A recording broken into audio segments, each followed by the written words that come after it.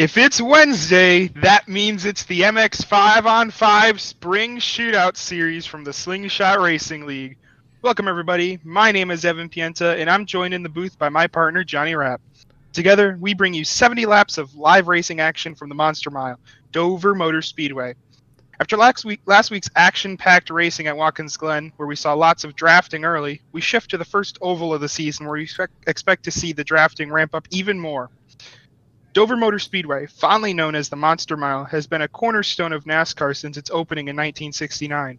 Nestled in Dover, Delaware, this iconic one-mile concrete oval track has witnessed countless thrilling races. Originally constructed by Melvin Joseph, it quickly gained notoriety for its unique banking and challenging layout, earning its monstrous moniker. Over the decades, the track has seen numerous renovations and expansions, cementing its status as a beloved venue for motorsports enthusiasts worldwide. Its rich history of drivers that have conquered the Monster Mile include Jimmy Johnson, Richard Petty, Bobby Allison, David Pearson, and Jeff Gordon, to name a few at the top of the record books. So Johnny, looking at the upcoming race compared to last week, we saw some unusual oval drivers hop the fence to the road discipline. But tonight we will see some new road faces perform for the first time on an oval. How do you think the drivers with less oval experience will adapt, given it's such a unique car to the oval racing scene? Yeah, I think, a track like this, they'll get the hang of it pretty quick. I mean, they're going to be wide open here. Maybe their best bet is to just sort of ride behind the other oval guys, see what they're doing, get a feel for it, and try to be around at the end. And that's what oval racing's all about, and maybe a little bit of a new experience for these guys, but I think they'll do just fine. With that said, let's go ahead and move on to our national anthem as we're getting ready for qualifying here. So here we go.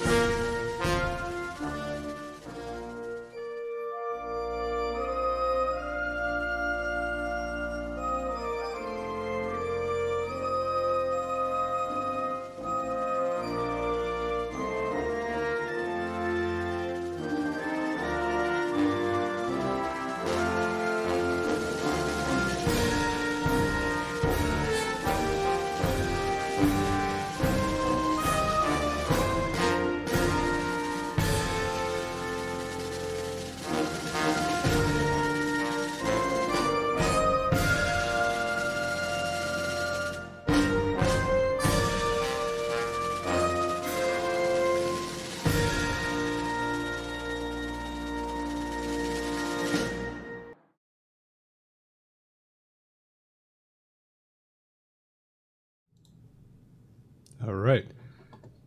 And we are back.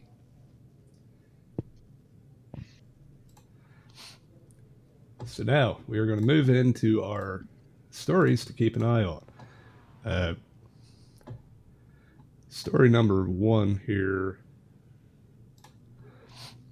As we see the fastest laps popping up. I don't know why it's doing that. But so we're going to see pack racing here at Dover Motor Speedway. What do you think, Evan? How do you think everybody's going to handle that? Like, what lane is going to prevail?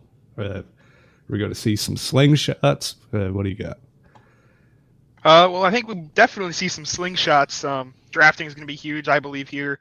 I think it's really just going to be whichever line's going to have more of the cars lined up with it. It's kind of like the other plate tracks you see in stock cars normally, where it's whatever line has more cars lined up in them and is more organized, I think, is just going to be the preferred line.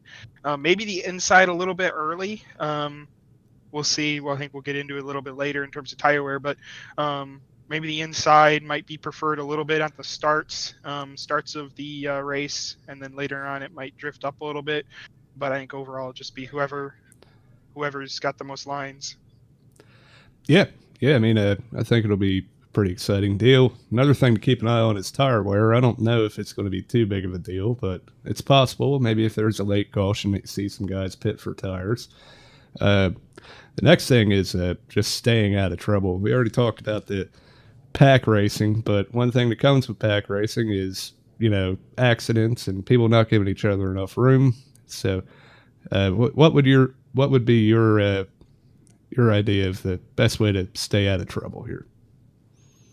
I think it's probably just maybe take it a little bit easy on the start, especially it just depends on where you qualify. But I think if you're in the back a little bit, I think you want to just try and take it easy, let everything kind of settle down, and then start making your moves. But I think it's important to realize it's a 70-lap race, so what they say, you can't win it on the first lap, but you can certainly lose it. Absolutely. Yep. Yeah, I mean that's the main thing. Just you got to be there at the end to win, right? So, and then For sure. our last topic here is Aaron Smith. I mean, we already know he's a supreme oval driver. So, but at a packed track like this, do you think we could see him go back to back here? I think there's a possibility. He going into last week at Watkins Glen, it was kind of unknown of who would really stand out as the early favorite, and Aaron definitely showed that he right now is the potential championship favorite. And like you said, it's a drafting track, so it's a little bit unique to oval racing. But I think he'll definitely have a shot to go back to back here. Absolutely, yeah. And we have some, some newcomers too. I mean, anybody can win here, right? I mean, that's at least what I assume. But I mean, you could see somebody, you could see Chase or Scotty, just play their cards right and kind of put themselves in the right spot right at the end. For sure. As qualifying has wrapped up, and let's get a look at your starting lineup. We just mentioned him. Aaron Smith will get the Evan Pienta Designs Pole Award, and to his outside will be the number 22 of Brady Powers. Inside row 2, we have the number 46 of Chase Berry. To his outside, Nick DeCesare in the 00. Starting 5th in row 3, we have the 81 of Scotty Sobczak, and to his outside, the 89 of Derek Fike. Yeah, and we see Gabe Rogers starting 7th in the 1-1-1. That's a lot of numbers right there. But outside of him is going to be Matt Kuntz, Steve Vest starting 9th place, and Eugenio Polisi, 10th. And then rounding out the field is going to be Paul Thomas, starting 11th place in the number 42. Hoping he can have a little bit better race tonight than he did last night. I still feeling pretty bad for him for what happened to him. But, glad he was able to make a full recovery after that. But yeah. If you haven't seen that, go back and check out last night's race. It's pretty intense. I don't know if it was in the broadcast, but yeah. That being said, we got a few seconds here, and they're going to get rolling, and we'll be taking the green for our first oval race of the season here, our short MX-5 season. The next oval race, though, is going to be quite a bit different than this one. Concord Speedway. Very short, tight track. I think that's sort of like a mini Pocono. Yeah, it's definitely not your typical oval. I know it's not typical for these cars to race on ovals, but that won't even be a typical oval in itself. But as we are rolling now on track, just kind of really quick before we go green here. I know we already discussed Aaron going back to back here, but who do you think, besides Aaron as a favorite, who is your underdog to win this race? Underdog. I mean, I know he's starting second, but I've really liked what I've seen out of Brady Powers so far from Watkins Glen, and obviously our stream cut out right as he was taking the lead there, right? But Yeah, yeah, I think if he can make it through the race, he might have a chance to win this thing. So for sure. As the pace car pulls off into pit road, we are getting ready for 70 laps here at the Monster Mile. Waiting for the starter, and we are green flag racing here at Dover Motor Speedway. absolutely, as we see him already trying for 3 wide here in turn 1, right? I mean, Yeah, this is going to be an intense race. Looks like Nick DeCesare already kind of dropping back there, took the high line as they're side by side for second. Scotty Sobczak giving Chase Berry on the inside a push. As now it looks like they are going to go 3 wide. Brady Powers to the outside of Aaron Smith. Chase Berry looked to the inside for a little bit, thought better of it, backed out. Coming around the first lap, Aaron Smith looks like he might lead. No, Brady Powers will get it right at the line on that outside. So it looks like obviously early that outside line has the run off as they are pretty nose to tail. And Chase Berry, as we just mentioned, went from third, is now way up top, dropping to the back. He's pretty experienced on these drafting type tracks, and we know for him to be riding in the back early and waiting for all the carnage to happen and be there at the end. Yeah, that's definitely something that Chase is known for, at least in the slingshot community, where he'll ride back there, kind of get into a flow, and then somehow he always manages to find his way to the front. Trouble! Oh, Derek no. VK around. Chase Berry, hard contact into the inside wall. I believe that's the number 6 of Steve Vest also sideways. He's able to continue. Derek VK, I believe, has hard damage, left front damage on the inside of his number 89 machine. He has towed. I believe Chase Berry has as well. They are back as soon in as I said something good about him, Commentators curse. Yeah, exactly. Hey, I guess that's my first case of that. But yeah, as you can see here, it looks like they just kind of came together here. Yeah, we were just talking about it, trying to take it easy, and we discussed Chase Berry dropping to the back, going high and trying to drop to the back, and he's the one that gets collected in this. Yeah, we're going all on board with Chase here to see what he saw. Yeah. Yeah, he just came down, got loose in front of him, and bounced off the wall. And man, maybe that's a little juju for Chase overcorrecting and taking Justin out last week, right? But yeah, I mean, it is what it is. We knew it was going to happen. Yeah, pack racing like that, it was just a misjudgment by Derek. That's all. Yeah, well, actually, we look at it. I believe it was, honestly, looking back at it, I believe it was the number 6 of Steve Vest actually got loose on the inside of him. Looking back at it once again, and actually got into the right or left rear quarter panel of the 89 of Derek VK, and it just got him sideways, and then just trying to correct it and snapped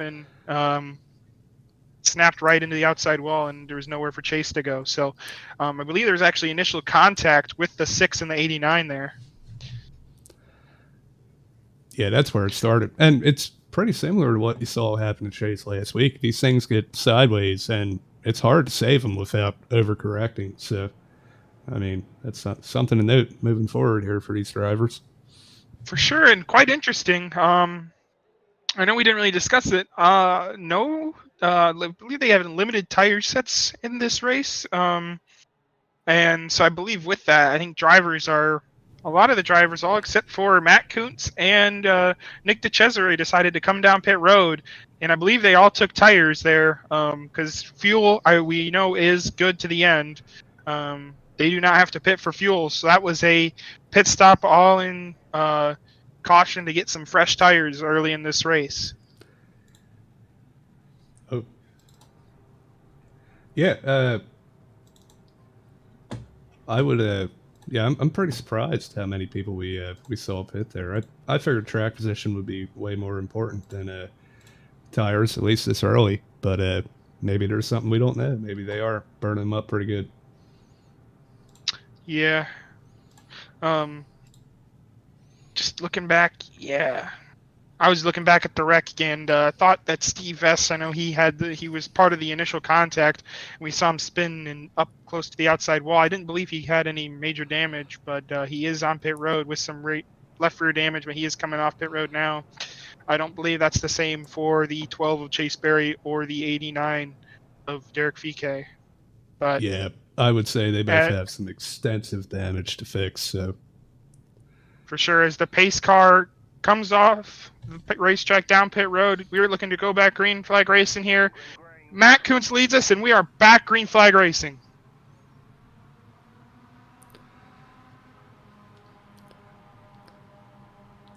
Yeah, absolutely. I mean, it's going to be hard to see if the tires really matter because Aaron only lost 2 spots pitting, right? But yeah, definitely got to keep an eye on Matt and see if he drops back a lot or if he can hang up front. For sure, as he is a sitting duck, as they are 3 wide, it looks like, back for the 4th place position. They single file out here as side by side with Kuntz and Aaron Smith for the lead. Smith has his placeholder racing teammate of Scott Slavzek pushing him to the front, and they will go around Matt Kuntz, and they will be 1-2 now, as Brady Powers now looks to the outside of Kuntz and is going to try and make that momentum back up to the front. We've known him as one of the best plate racers, or draft races, I should say, in no matter the car, so him being already up front is no surprise, as Kuntz is trying to regain back up into that top 3 battle. Yeah, and so like in this stage of the race, right, we're still pretty early on, and you know, obviously it's a pack race, but like, what are you doing right now? Are you going, you know, trying to send it, get to the front, get some laps led, or are you going to be a little more cautious and kind of like stay in like 8th, 9th, you know, something like that? Well, I think this first bit, I'm probably trying to just see. I'd be riding in the back, probably where Paul Thomas is right now, or even James Danforth on the outside there in the Napa Miata. Just trying to see what cars, if their cars can actually like slice through the field and get up front on their own pretty quick. As we look, there's a battle, 3-wide battle for the lead between Brady Powers, Aaron Smith, and Eugenio Pellicci, I believe that's on the inside, trying to take the lead. Brady Powers will lead that lap, but Eugenio Pellicci with that red and black number 7 on the inside made a move into turn 3 and 4. Couldn't let it stick though, with the runs on the outside prevailing down the front stretch, as Brady Powers has now taken the lead. Aaron Smith still fighting for that 2nd place position with Eugenio Pellicci. Yeah, it's definitely a little surprising how well the outside seems to be working, but as we are now 3 wide for the lead again here. Eugenio just made a move. He sent it down in the bottom. Doesn't look like Brady has help, so he might pull away here. Yeah, as we race down the backstretch here, we're getting comments in the YouTube chat saying that there is no race audio, so we are unable to hear the cars on the broadcast. But yeah, I mean, I can try to turn that up a little bit here, but I think these cars are just sort of quiet. Give me 1 second. As we see here now, after that crazy 3-wide battling early on from the restart, they've kind of singled it, filed out here with Brady Powers, Eugenio Pellicci, and now Paul Thomas up into the 3rd place position with, I believe that is Matt Kuntz on the outside of Gabe Rogers in the 111 pink machine on the inside, looking for that 3rd place position, and he will get it with Aaron Smith falling behind. Eugenio Pellicci got a little loose, I believe, and there goes Matt Kuntz falling in the back as well. Yeah, there's a lot of aggressive sort of position changes here. A lot of guys kind of dropping back or, you know, going to the front. I don't know. I think they probably just want to ride, get some laps in. Like, they had some aggressive racing, and they maybe want to just let it sort out for now, right? For sure. And, you know, you saw Aaron Smith kind of drop back a little bit after that initial battle, and now he's slowly making his way up towards the front, looking to the outside of Paul Thomas. Paul Thomas made his way all the way up front here. He was up to the second place position as Brady Powers continues to lead with about a 3-car length lead over second place. Aaron Smith trying to pull the crossover on Paul Thomas. He does so off of turn 4 and looks to the inside. Paul Thomas pinching him down low into turn 1. Aaron's going to try and get that position. He will make the pass, and he is right on Brady Powers' rear bumper. Looking to the outside now with help from Paul Thomas. Yeah, I don't think he's done yet. Aaron, he sees the front. He wants to get there, right? He wants to control this race and get those laps led. And I think with the help behind him, he might just do that here. For sure, as you see Scotty Sobczak now drifting up, and he will go to the back. Those 2 cars that we did see not pit on the front row, they are in the back. Matt Kuntz and Nick DeCesare. I don't know if that has to do with tires or it's just them trying to conserve their stuff, seeing all the aggressive battling up front. But as we continue to see, now we have James Danforth, a new contender, up to the lead, trying to make that move on the outside. As it looks like Gabe Rogers now looks to the inside of Paul Thomas with help from Eugenio Polici.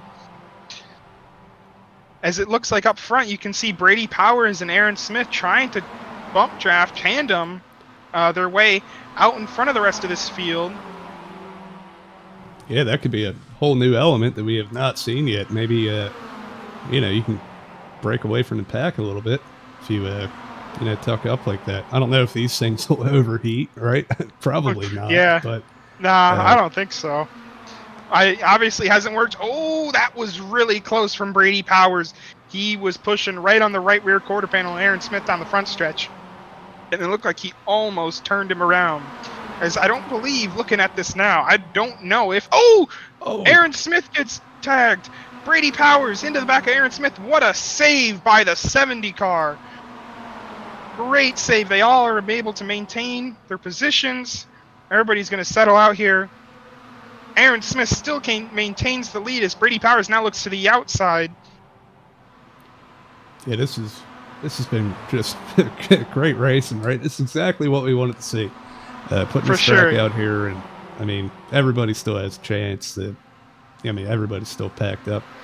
See Sobczak way back there. Maybe he's trying to save his tires up a little bit. Maybe if there is, significant tire wear, you might see him try through the field here near the end. Yeah, well, I know he going into the season, even before the last weekend's race at Watkins Glen, I know he was in at the top of at least my predictions for finishing top of the championship. But before, as we saw, we were able to see it before the unfortunate technical difficulties happened last week with the broadcast. He had a spin off of Justin Wilson's front bumper off of turn 1 and was never able to recover.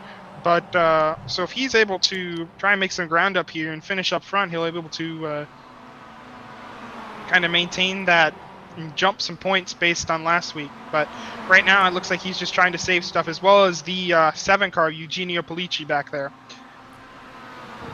Absolutely. Yeah, it could be a strategy, or they could just not want to be in the chaos right now. But as we see, we're 2 by 2, 2 rows deep here up front, and it seems like they're pretty content with that. I don't know.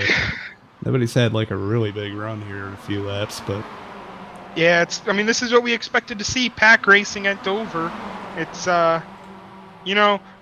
everybody talks about stock car wise, you need all this horsepower and whatnot to have good racing. Well, you look at it here, we're side by side at Dover. You only need 150 horsepower. You're good. Yeah, exactly. As they are now 2 by 2 by 2, might as well be pacing at this point. It looks like the Scotty Sobczak, like we mentioned, he's trying to make his way up with that high side line. Yeah, that's what Brady I'm Powers interested to see. If Brady Powers and Aaron Smith continue to be side by side down the backstretch. Yeah, I don't know. This is I feel like they're going to turn it up here in a few laps, and we might see some more aggressive moves. You can only ride around kind of being patient like that for so long before, you get the itch. You got to say, yeah, I can lead this thing. Maybe I'm running 5th or 6th. Like, I've been slowing down for the guys in front of me. It's time to go, Yeah, we saw there Paul Thomas look to the inside off of 2. He's riding there on the inside second car. The green with the white stripes. So Aaron Smith will pull away a little bit, but Brady Powers with a single car run on the outside. That was the completion of lap 25. We have seen so much exciting racing so far early in this race. Yeah, absolutely. It's been everything we hoped for, but man, I don't know. Like, I'm wondering that if we do go green here for a while, right, and then maybe something happens right at the end, how much the order will shake up, and if anybody will, stay out to get some spots. And yeah, I don't know. That's what I'm wondering right now. It's either 3 wide again here, so it might be picking up a little bit. Yeah, well, I think it's Scotty Sobczak riding in the back, learning a little bit, and now going to try and apply it. He looks to the inside. He split it 3 wide with James Danforth and Matt Kuntz there, and now he's going to do the same on that triple 1 car of Gabe Rogers, as he now has become the second car on the outside, and he's up to the 4th place position. As we mentioned, Paul Thomas, the second car on the inside. You got a big Paul Thomas fan in the chat saying, "Go Paul, rah, let's go." Number 1 Paul fan, let's go. So we got some Paul fans in the chat. Rooting on absolutely. That. I'm a Paul fan too. Okay, I mean, we all are Paul fans, yeah. Especially after what happened last night. He needs a bounce back run for sure. Yes, we saw Scott got up there and made it 3 wide for the lead, but I think he thought better of it, or maybe just went a little too high and lost his momentum. But yeah, that was almost a moment. Well, I think what you see here is also, as they continue to be side by side, Brady Powers is really pinching down Aaron Smith more than any of the other guys behind him. You see Scotty's leaving a big gap between him and Paul Thomas, while Brady Powers is right on the door of Aaron Smith off the corner and not even going up against the wall here. As you can see him, he's kind of side drafting down the backstretch here, as now Scotty Sobczak looks to make it 3 wide on the outside. 3 wide battle for the lead. He'll have help from that Napa car of James Danforth. He's going to try and get the runoff. It's not going to work. He's going to try and maintain it down the front stretch. Brady Powers comes up to block into turn 1. They're going to try and regroup and make that run happen again. Yeah, it's weird how it kind of comes in waves, where he gets up there and it looks like he's about to just, blow their doors off, but then maybe he gets up too high, gets into marbles or something like that, and it slows him down a lot. But I think he's going to figure it out, and you're going to see him clear him eventually. Well, we have Scotty Sobczak now attempting to do it again. This one looks like it's working better. He was up close, and they are still 3 wide coming off of turn 2. Brady Powers, I believe, has cleared Scotty Sobczak down the backstretch. No, they are going to get a big run. Still 3 wide for the lead into turn 3. And Aaron Smith is kind of just letting this go. Doesn't really have a control over this, but it's not really bothering him. Brady Powers is the one that's really getting pinched down with all this, and Paul Thomas is just enjoying the show he's seen in front of him. Yeah, best thing that Aaron can do right now is just hold that bottom as much as he can. Give them guys room. I would imagine that, they're burning their stuff up more, trying to make these aggressive moves on the outside, so he's probably liking what he's seeing.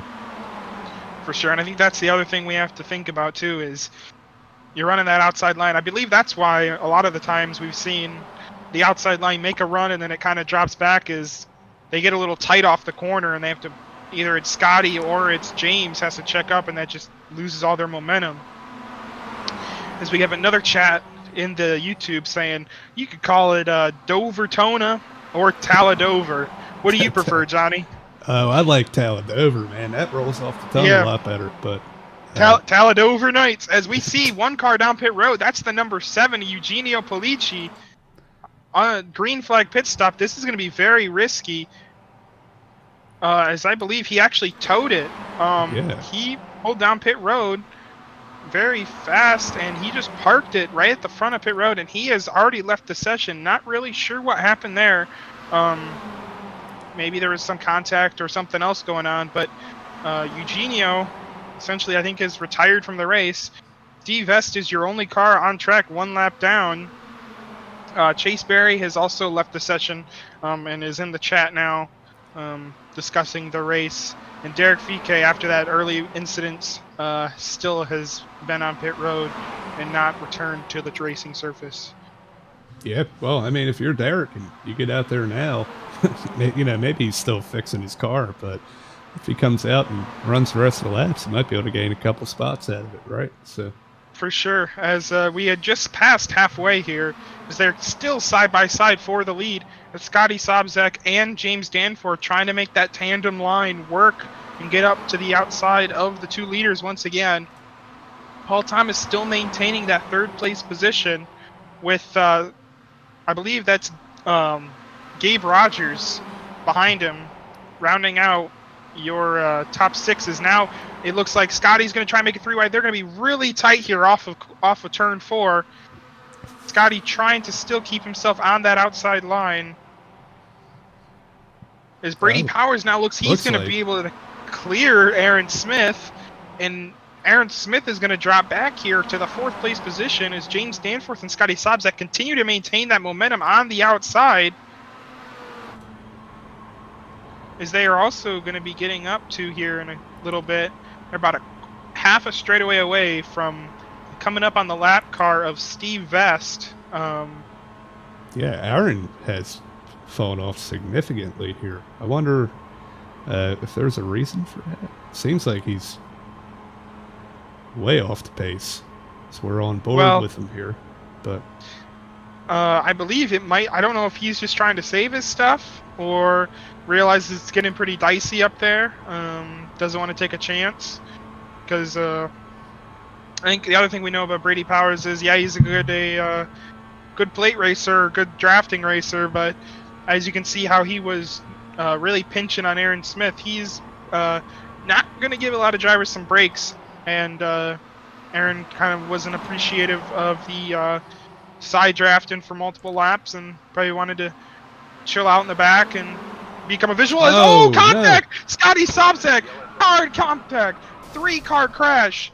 Brady Powers, Scotty Sobczak, Matt Kuntz, Aaron Smith able to get through. He had to almost stop his car.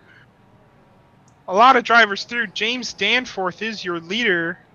Paul Thomas 2nd, Gabe Rogers 3rd, Nick DeCesare 4th. As Brady Powers is towed.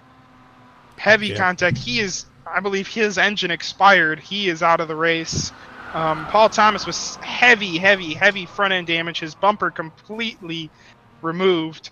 And I believe it was Steve Vest did not get lapped, so he will get the lucky dog, be back on the lead lap. As we look back at the replay here. Yeah, we're gonna play this here. Oh no. Well, I messed up. Hang on. We're going to... yeah, here we go.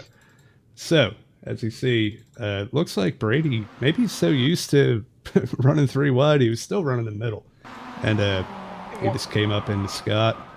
And, man, dear, that took out a lot of cars. That was a lot of good cars, too. Well, I think you have to mention, too, that Brady has not been running that very outside line, even though he was the car there. But it was, as we see, Race Control has given the penalty already. Scotty Sobczak was awarded the EOL for that, because I believe, looking down the backstretch, Scotty had the run, and he just came down slightly more, and James Danforth and Paul Thomas both narrowly avoiding contact there. James Danforth going high and almost getting clipped by Brady Powers. Matt Kuntz also receiving some damage. I don't believe his is as bad as we think, though.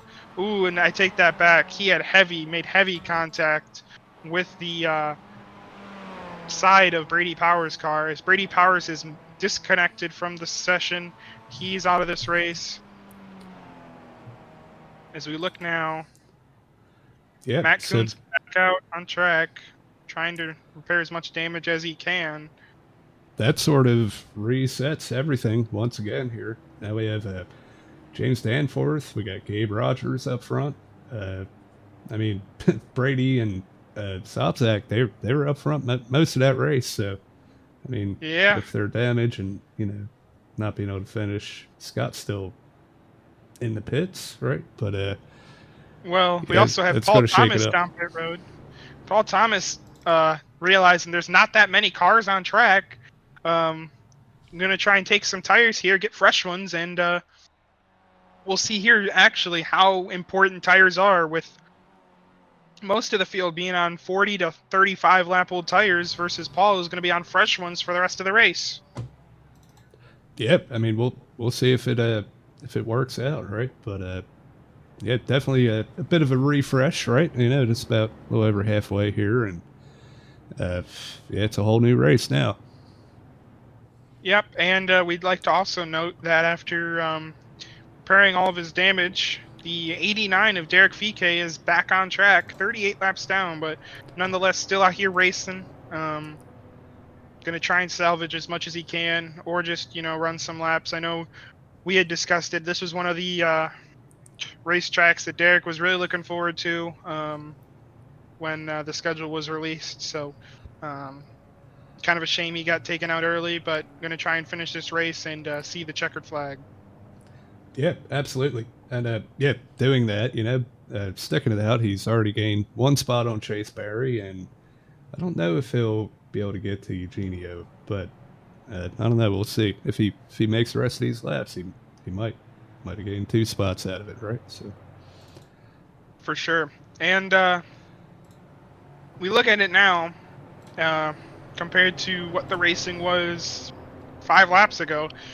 It's a completely new top 3 we have, with James Danforth in the number 88 Napa machine and Gabe Rogers in the 111 pink Mazda to his outside.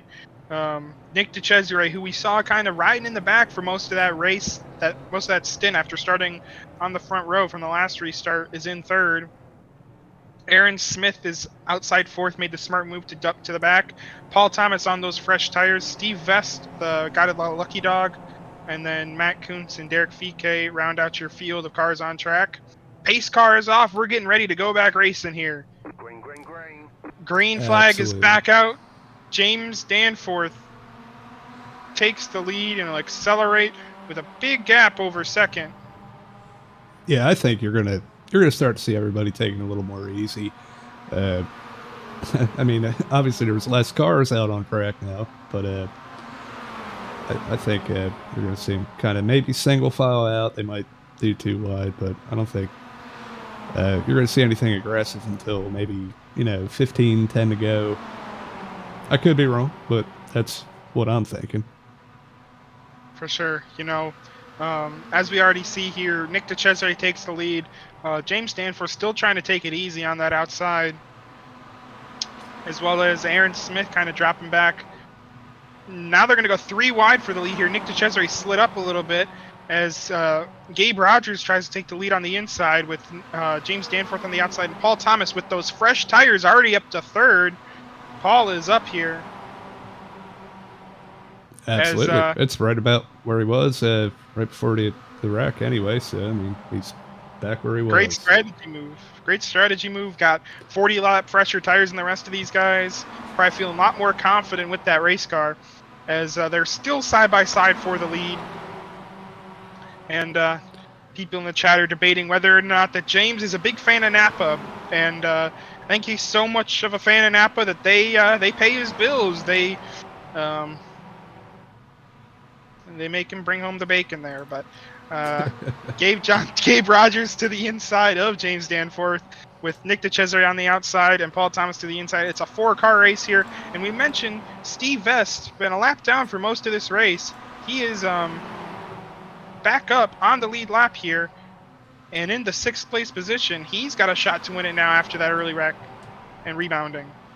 Yeah, it's just it's a battle of attrition. You know, you have some unfortunate situation, and you just got to stick it out, and it seems like it's working out for him here. So yeah, he's in the top 5 now, going for 4th. I think for him and sure. Paul are pretty good buddies too, so I wouldn't doubt if they continue to work together. That could be something that you see near the end of this race, right? Little Yep, teamwork. a little bit of Junebug and Mikey action.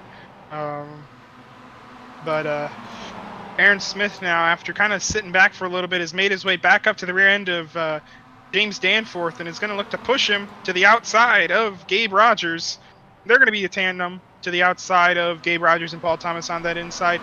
And the other two cars, Matt Kuntz, who was also involved in that last lap incident, although he is on track, he has sustained some damage that has prevented him from keeping with the main pack, as well as Derek Fike with that extensive damage he had taken to be repaired. I would also like to mention, as well as involved in that wreck, we mentioned Scotty Sabzak getting the fault point. He is out of the race.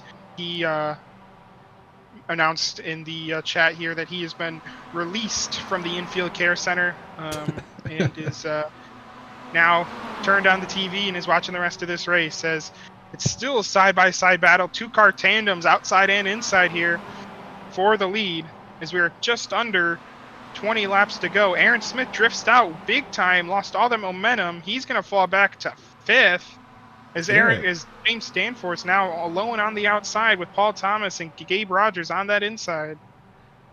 Yeah, I don't know.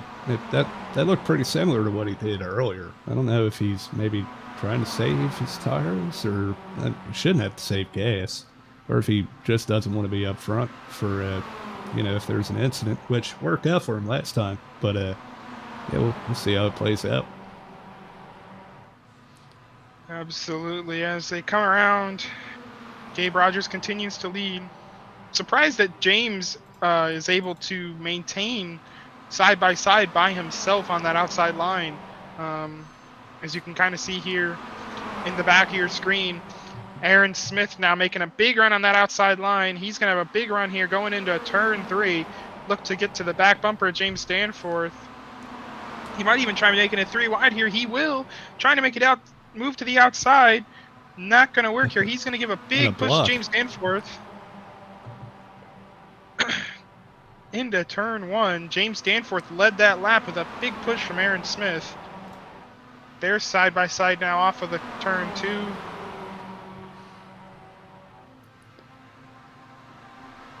Yeah, I think maybe that's what he was trying to do earlier too. See if you brought back, maybe you get a really big run and you might be able to send it around, on the outside. But he might just be experimenting, right? I think that's what we're seeing.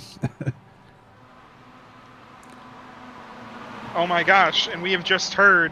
Let's take a look and see if it's happening on track. As you can see, miraculously, Scotty Sabzak got the word from his crew. He didn't leave the track like Kyle Busch did that one time at Texas. He's back in the car, got up from his couch, hopped back in the car, and he's back on track. Scotty Sabzak, miraculously, he's back on track.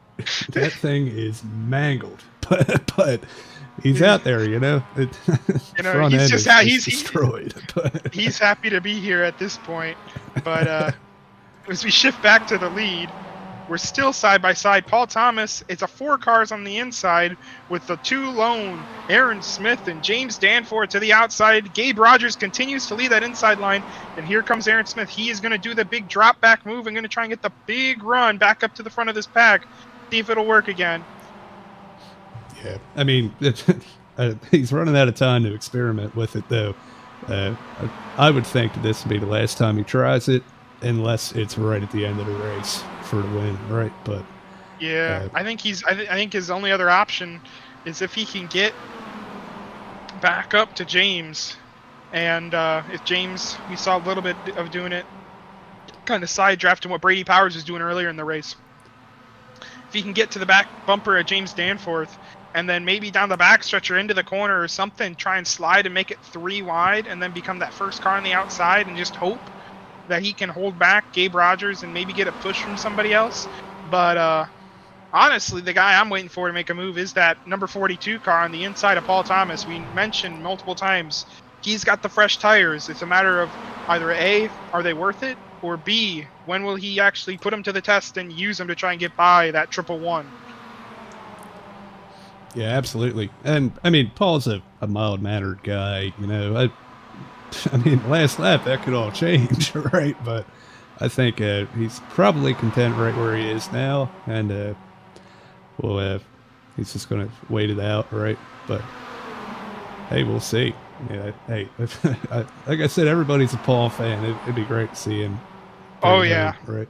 definitely be a fan favorite for sure. As now Aaron's back up to the front, as he's gonna look to make it 3 wide in the middle, like I had predicted. Won't make it happen there though. James Danforth pulls the block. As we are coming around, next time by will be 10 laps to go in this race.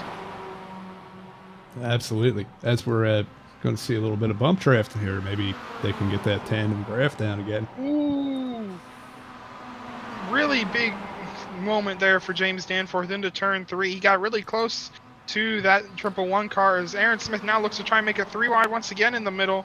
I think he's got it this time. Yep, he's going to be forced there. James had to slide up a little bit. Aaron Smith is there. It's a 3 wide battle for second now. Paul Thomas on the inside. James will slide back and fall back to the 4th place position. Paul Thomas has to get away onto that outside line to try and get by that 111 car of Gabe Rogers. Is now there coming up on the lap car, Scotty Sobzak. It's a matter of will Scotty Sobzak go. He will pull to the very inside line and try and let all these cars by. Very wise decision from that driver. Yeah, he knows. I mean, he's just out there to finish the race. And with a car with that much damage, he can't keep up with him, I don't think. But for sure, you know, as we see 3 wide battle here. Oh my gosh, that was almost a collision right there between the Steve Vest, Paul Thomas, and Nick DeCesare there for that 4th place position. As Aaron Smith went from the very back of the field we saw a couple laps ago to now in the front on that inside control in the front. Now we have Steve Vest out of nowhere looking to the outside with James Danforth. Paul Thomas keeps looking down that backstretch, looking to the inside of those guys in front. It's just he's not close enough to try and force it on the inside of those guys on the straightaway. Yeah, the intensity is definitely picking up here with only a few laps to go. Oh, we have another lap car. Let's see, they're going to catch him mid-corner. That might not be as easy as catching Sobzak. This might not be good. They're going to catch him off corner. He's going to pull way down the track. No, he won't. He will stay very low. Where are these guys going to go? Oh! He saves it. Save it? What a save. Great save. Oh, Steve Vest almost got into the side of Gabe Rogers as James Danforth and Aaron Smith now pull away single file. 6 laps to go here in this race. Paul Thomas falls back to 5th. He looks to the inside of Steve Vest to try and make it move for 4th. Off the corner. It's honestly, this might have helped out those guys behind James and Aaron. It now allows them to get massive runs here in the closing laps. Yeah, I think I would want a buddy right now and to kind of wait until probably 2 to go and just, like you said, get a massive run, try to go to the high side. You need somebody pushing you, though.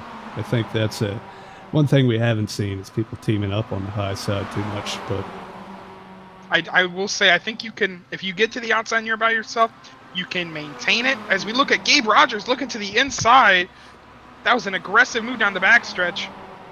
It did make it work as Nick DeCesare now looks to the inside for 3rd. It kind of screwed up James Danforth there in 2nd, but he's still maintaining on the back of Aaron Smith. I think James is the one that's waiting for the move here in the closing laps. Yeah, you don't want to get too far back, though. Like, yeah, I mean, with them bump drafting in the lead, I mean, I would be a little worried. Like, Paul Thomas right now, he's probably right at that point where if he dropped back a little bit more, he'd be out of the draft. But as now it looks like it's going to be 3 cars up front as we have 3 laps to go. When will James Danforth or Nick DeCesare make the move on Aaron Smith? And can Aaron Smith properly react and try and maintain that lead? Yeah, I don't know. He keeps looking outside. He's definitely thinking about it. I think next good run he gets, he might peek out. Well, it's just a matter of if De Cesare will go with him. It's a bump draft down the front stretch from James Danforth. 2 laps to go. White flag, and next time by. Paul Thomas trying to make something work on the outside in that 5th place position. James and Aaron still bumper to bumper down the backstretch. Into turn 3. They're going to come around and they'll see the white flag. This time by. James has 1 shot, I believe, to make this work. Aaron blocks a little low. White flag is in the air. He has to create a little separation. I don't think just being right on him, he's going to be able to get a run. But he's going to look here. He got the little run on the backstretch. He's going to look low. Aaron's going to try and block. Where is James going to go? James is going to continue to push him in the middle of the corner. I don't think anything's going to happen. Paul Thomas trying to look to the inside of Gabe Rogers. Coming off of the final corner. James Danforth is going to maintain second, and Aaron Smith is going to be your winner, going back-to-back in the MX-5 on 5 series. Absolutely. Yep. I mean, we said it right at the beginning of the race that was a possibility, and he played it just right. Dropped back, got those runs, and he put himself in the perfect spot. I think he got a little lucky. I think James was content with second there. He didn't want to risk wrecking everybody, right? But it was still a great race. For sure. And rounding out your podium, we mentioned Aaron Smith gets the win, James Danforth second, and Nick De Cesare finishes third. After most of the race, kind of started out in the front, drifted back a little bit, and ran in the back of that pack for a while, even after that big crash with Brady Powers and Scotty Sobczak. Just kind of found his way back up to the front towards the end, and was just there to be in the end to take home that 3rd place position. Let's actually bring in, if he's available, yes he is, let's bring in your 3rd place finisher here.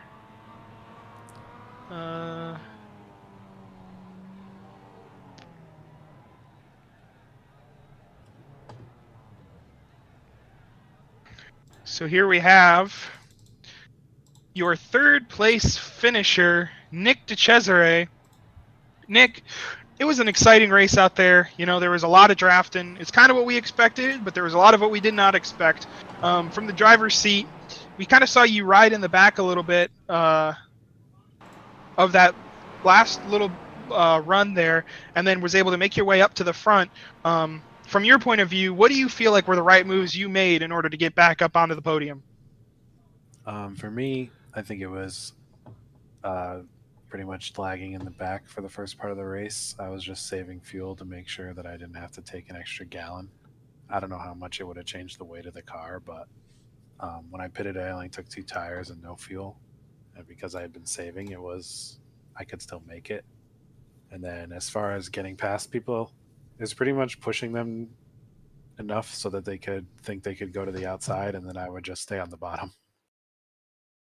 Yeah, we saw a lot of that during this race. It was we saw a little bit of tandem drafting, and we saw a lot of drivers making the move to the outside and then ducking to the inside. We also saw guys kind of getting a little bit loose and drifting up to the wall. Was that just trying to ride in the back, or is that just getting a little bit loose in the middle of the corner and having to back out of it? Oh, in the beginning of the race, you mean? Yeah, every time I was near the front, I just pulled out in turn 1 and let everyone go by because I knew it was going to be tight on fuel, even with the cautions. So I wanted to make sure I would have a little bit extra just in case. It's tough. Sorry, it's tough to save fuel at the front because you really have to stay in the gas, especially like in the first 2-ish rows. Mm-hmm. For sure. But you managed to get it up to the front and were able to finish 3rd step of the podium. And before we let you go, anybody you really want to thank or shout out here? I'd shout out to you guys for doing the broadcast. It's actually my first interview in slingshot racing, so that's pretty cool. And I'd like to say thanks to my teammate who hangs out and races with me here for Very Racing. Sounds good. Well, congratulations again on your top 3 finish, and we hope to see you next week at the New Hampshire Roval. Okay, I'll look forward to it. See you guys.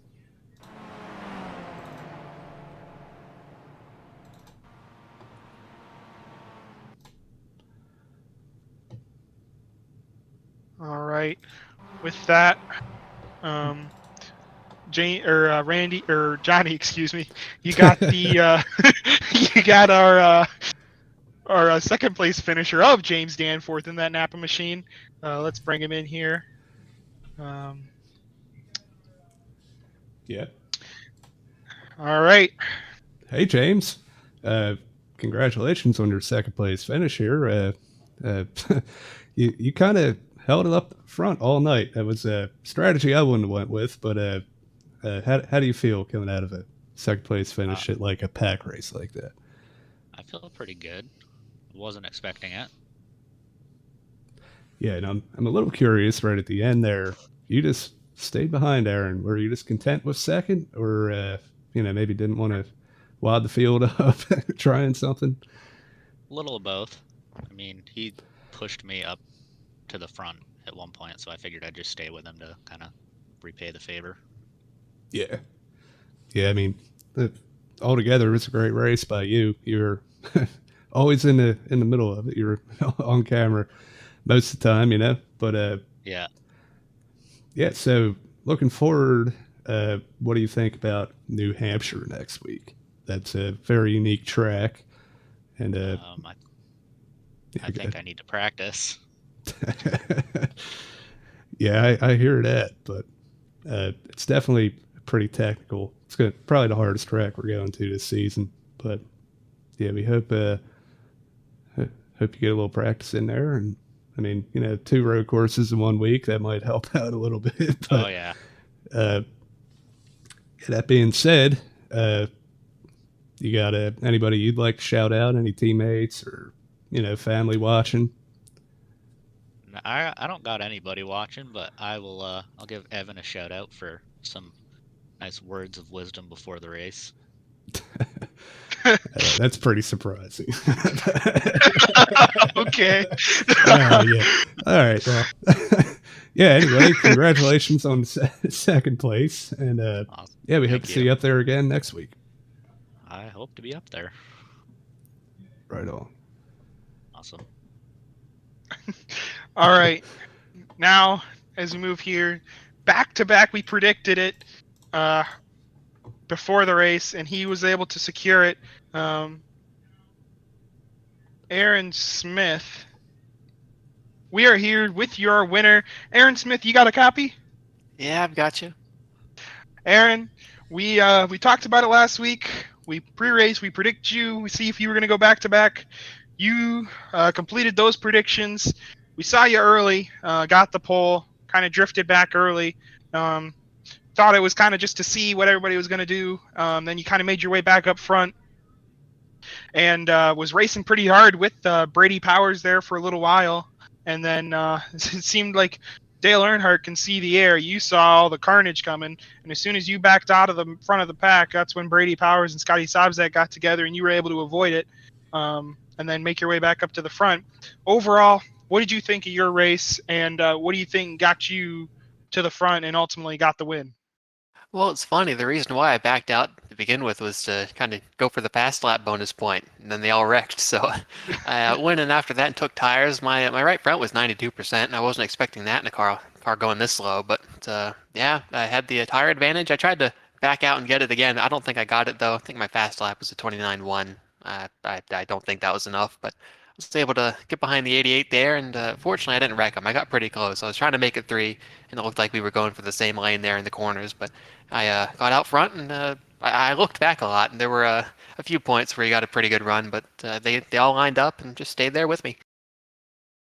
Yeah, we had talked to James, and he was kind of saying that he was, committed to your rear bumper because you were committed to his earlier in the race, so it's kind of repaying the favor.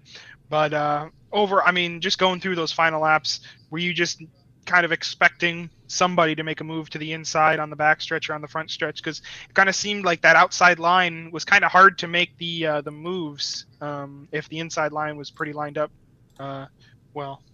Yeah, it was difficult to make the outside work, especially on the older tires that they had. But I was leaving a little bit of space open on the bottom to try to arc out and get a good entry into the corners. So I feel like James could have kind of hopped down there, but I probably would have wrecked him and the rest of the field if that happened. So I'm glad it didn't play out that way. But yeah, couldn't ask for a better finish. For sure. And we talked about it last week, but as we look forward to next week, we head to the New Hampshire Roval. Going to be a very interesting race. A track I know I have never raced on. I don't know about yourself, but just kind of give us your thoughts and expectations going into the race next week. It's going to be a blast. I love the New Hampshire road course, and I wish it got more appreciation. I'd love to run it in the stock cars here in the coming seasons if Ellis will let us. But yeah, I'm looking forward to seeing what next week has to offer, and hopefully I'll be able to come back here and talk with y'all again. For sure. Before we let you go, anybody you want to thank and shout out? Yeah, I'd like to thank all the folks at Slingshot for putting these leagues on. I'd like to thank Hank Thomas Performance, Apex Energy, Sim Racing Concepts, Evan Pienta Design, the UD Awards, Butt Kicker, and the Stage Break Podcast for supporting the league across all the boards, and looking forward to getting back at it next week. Sounds good. Congrats again on your win, and like you said, hope to hear from you again next week. All right, thank you. All right, Johnny. Well, I think that race definitely lived up to the hype we thought it was going to. Definitely saw some drafting and saw some carnage, but also saw a great finish and kind of tense going up to the end, seeing if who would make a move and when it would happen. Yeah, absolutely. I think it was everything we hoped it would be. Kind of sucks. There was a couple wrecks that took a lot of guys out, but I mean, other than that, it was a great race all the way through. As we're about to pull up the results here. Give me 1 second.